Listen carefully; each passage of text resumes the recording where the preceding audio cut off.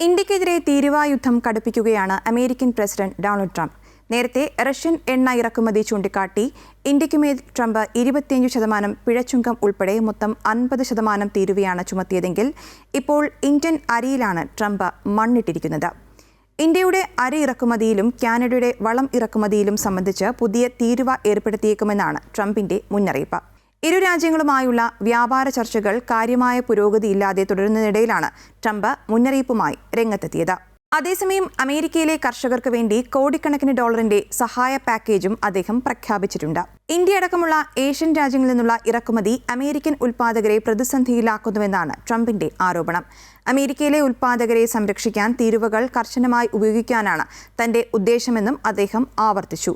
ഇറക്കുമതി ടാക്സുകളിലൂടെ ലഭിക്കുന്ന വരുമാനം ഉപയോഗിച്ച് അമേരിക്കൻ കർഷകർക്ക് $12 ബില്യൺ സാമ്പത്തിക സഹായം നൽകുമെന്ന് ട്രംപ് വ്യക്തമാക്കിയിട്ടുണ്ട്.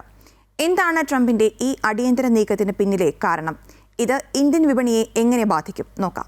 ഇന്ത്യയിൽ നിന്നും കാനഡയിൽ നിന്നുമുള്ള കാർഷിക ഇറക്കുമതിക്ക് പുതിയ തീരുവകൾ ഏർപ്പെടുത്തുമെന്ന് ട്രംപ് സൂചന നൽകിയിരുന്നു.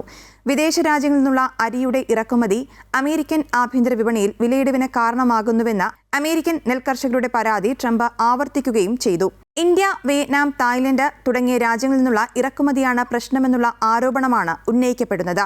ഇറക്കുമതി ചെയ്ത വില കുറഞ്ഞ അരി തങ്ങളുടെ വിപണി വിഹിതം ഇല്ലാതാക്കിയെന്നും ഉൽപ്പാദന ചെലവ് വർദ്ധിക്കുകയും വിദേശാവസരങ്ങൾ പരിമിതമായിരിക്കുകയും ചെയ്യുന്ന ഈ സാഹചര്യത്തിൽ ഇത് കർഷകർക്ക് വലിയ ഭീഷണിയാണെന്നും ട്രംപ് പറയുന്നു.